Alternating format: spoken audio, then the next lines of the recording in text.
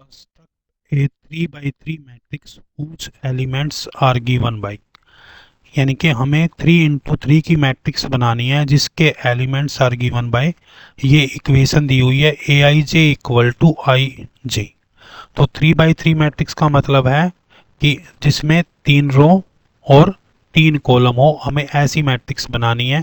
तो हम लिख लेते हैं ये मैट्रिक्स क्या होगी, यहाँ पे लिख देता हूँ पहले 3 बाई 3 की matrix A11 A12 A13 A21 A22 A23 और A31 A32 और A33। ये हमारी क्या है, 3 बाई 3 की मैट्रिक्स है, राइट।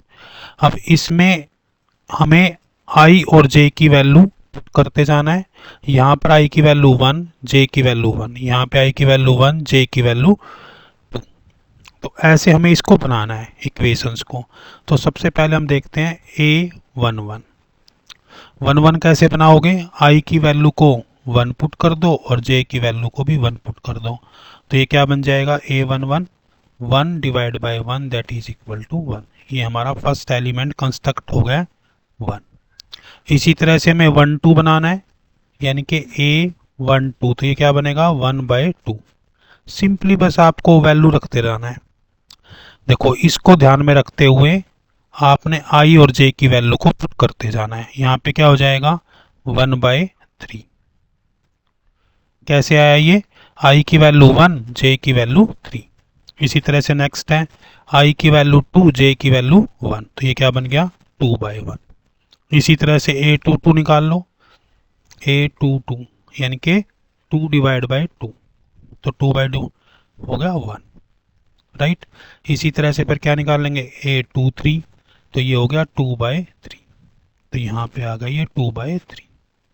इसी तरह से 3 1 निकालेंगे तो 3 बाई 1, 3 2 निकालेंगे तो 3 बाई 2 और 3 बाई 3। इसको एक बार रीराइट करके लिख दो।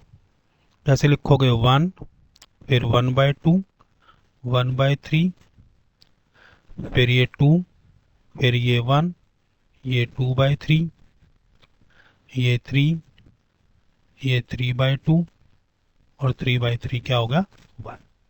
इस तरह से हम इस इक्वेशन को, इस मैट्रिक्स को फ्रेम कर सकते हैं।